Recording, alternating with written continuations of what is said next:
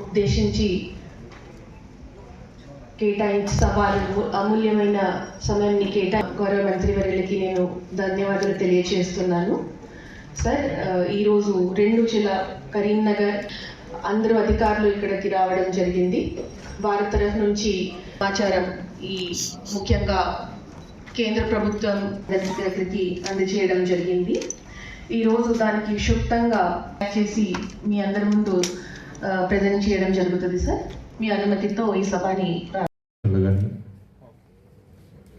ప్రజలకు అందాలే, తద్వారా ఈ దేశం ఈ సమాజం అభివృద్ధి చెందాలని చెప్పి ఒక లక్ష్యంతో కేంద్ర ప్రభుత్వము అనేక సంక్షేమ పథకాలు అనేక అభివృద్ధి కార్యక్రమాలు చేపడుతున్నారు.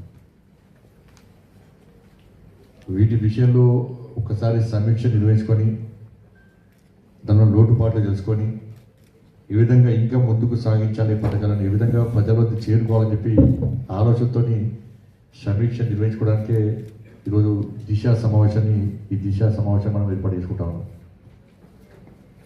ఈరోజు 2 జిల్లాల సమావేశాలు మనం నిర్వహించుకుంటున్నాం. మీ అందరూ తెలుసు, నరేంద్ర మోడీ గారి ప్రభుత్వం దేశ ప్రగతిని గుర్తించి అనేక సంక్షేమ పథకాలు అందిస్తున్న విషయం అందరూ తెలిసింది. ఇలా ఇక్కడ ఉన్నటువంటి అధికారులు ఇవాళ మీ డిపార్ట్మెంట్స్ అన్నీ కూడా మనుగడ సాధిస్తున్నాయంటే ఇవాళ ప్రతి దానిలో కూడా కేంద్ర ప్రభుత్వం యొక్క నిధులు, కేంద్ర ప్రభుత్వం యొక్క చొరవతో నడుస్తున్న విషయం వాస్తవం. పల్లెల అభివృద్ధి కానీ, పట్టణాలలో ఉన్నటువంటి ప్రగతికి కానీ, అన్ని విషయాల్లో ప్రతి విషయంలో కేంద్ర ప్రభుత్వము ప్రత్యేకంగా నిధులు ఇవ్వడము, దాంతోపాటు ప్రజల యొక్క ఇబ్బందులు తెలుసుకొని పేద ప్రజలకు సేవ చేయాలని చెప్పి ఒక ఆలోచనతో అనేక సంక్షేమ పథకాలు ఇవాళ అందిస్తున్న విషయం వాస్తవం. ప్రజల చేత ఎన్నుకోవడం ప్రజాప్రతినిధులం. మీరు మేము కలిస్తేనే ప్రగతి సాధ్యమవుతుంది, అభివృద్ధి సాధ్యమవుతుంది, సంక్షేమ ఫలాలు ప్రజలకు అందేటువంటి అవకాశం ఉంటుంది. కాబట్టి ఇప్పుడు కరీంనగర్ పార్లమెంట్ నియోజకవర్గానికి సంబంధించి నేను కూడా సింపుల్ వ్యక్తిని, కామన్ మ్యాన్. ఢిల్లీలో ఉన్న గల్లీలో ఉన్న నాకు నా కరీంనగర్ పార్లమెంటు నియోజకవర్గం యొక్క ప్రయోజనాలు ముఖ్యము, ఇక్కడ ప్రజలు ముఖ్యము నాకు. దాంతోపాటు అధికారులు ముఖ్యమే, ఉద్యోగస్తులు ముఖ్యమే. కాబట్టి నా నియోజకవర్గాన్ని ఏ విధంగా అభివృద్ధి చేయాలి, నా నియోజకవర్గంలో కేంద్రం ఇస్తున్న సంక్షేమ ఫలాలు ఏ విధంగా ముందుకు సాగుతుందని తెలుసుకోవడమే నాకు ప్రధాన ముఖ్యమైనటువంటి ఆలోచన.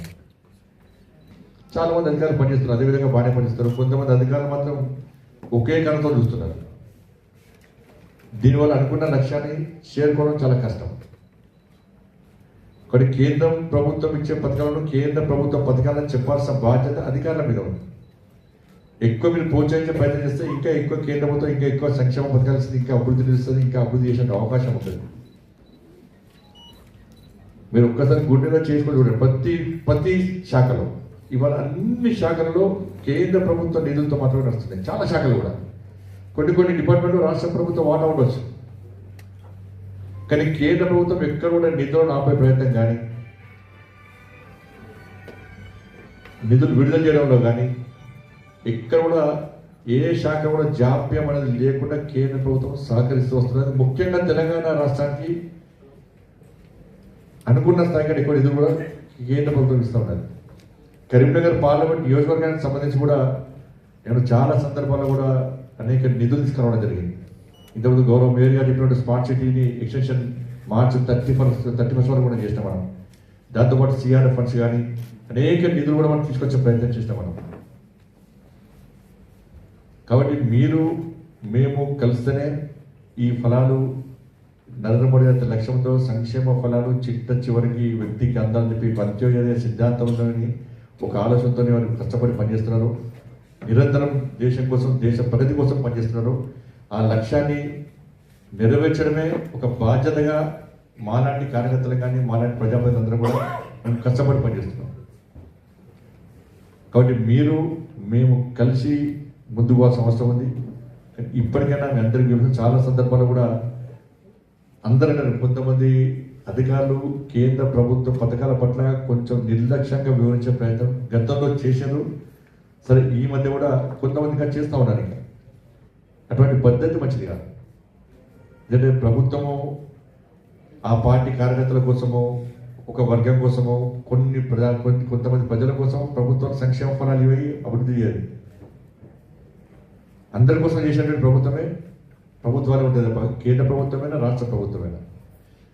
కానీ దీన్ని వేరే వ్యక్తిగత ఉద్దేశాలతో మీరు దాన్ని వేరే రకంగా చూసే ప్రయత్నం చేస్తే దానివల్ల మీకు ఇబ్బందే, మాకు ఇబ్బందే, మనకంటే ఎక్కువ ప్రజలు ఇబ్బంది పడుతూ ఉంటారు. ప్రజలకు న్యాయం జరిగేటువంటి అవకాశం ఉండదు.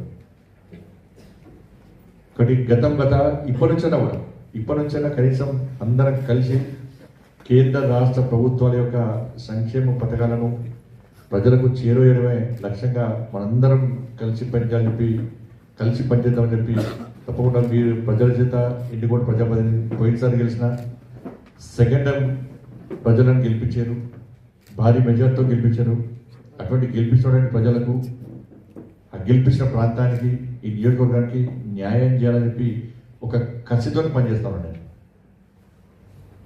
కాబట్టి ఇటువంటి సందర్భంలో మీ సహకారం నా కోసం, నేను గతంలో ఇంట్రాక్షన్స్ అందరూ చెప్పిన సార్ మీ లోపల ఏమైనా కొత్త ఆలోచనలు ఉంటే మీరు దయచేసి ఇవ్వండి, గౌరవ కలెక్టర్ గారికి ఇవ్వండి. ఇస్తే దాన్ని కూడా మన కరీంనగర్ పార్లమెంట్ నియోజకవర్గం తీసుకొచ్చే ప్రయత్నం చేద్దాం. మన నియోజకవర్గాన్ని జిల్లాను అభివృద్ధి చేసుకుందామని చెప్పి మీకు కూడా గతంలో విజ్ఞప్తి చేయడం జరిగింది. కానీ ఇంతవరకు ఎవరు ఇవ్వలేదు. కానీ ఇప్పటికైనా కూడా సమయం ఉంది, ఇంకా 4 సంవత్సరాల సమయం ఉంది, 4 సంవత్సరాల సమయం ఉంది. కాబట్టి మేము ఈ కొత్త ఆలోచనతో మీ యొక్క ఆలోచన తెలియజేసే ప్రయత్నం చేయండి. మేము కలిసి అందరం కలిసి, నేను ఎక్కడ రాజకీయాల గురించి మాట్లాడాను సరే, బయట పోతే నేను ఎంపీగా గత సంవత్సరం ఎంపీగా పార్టీ రాష్ట్ర అధ్యక్షునిగా ఏ విధంగా సేవ చేసినా, ఏ విధంగా కష్టపడడం మీ అందరికీ తెలుసు. కానీ రాజకీయాల గురించి, అభివృద్ధి విషయంలో రాజకీయాలు ఎప్పుడు మాట్లాడాను నేను. సరే, గతంలో కొన్ని ఇబ్బందులు ఉండవచ్చు.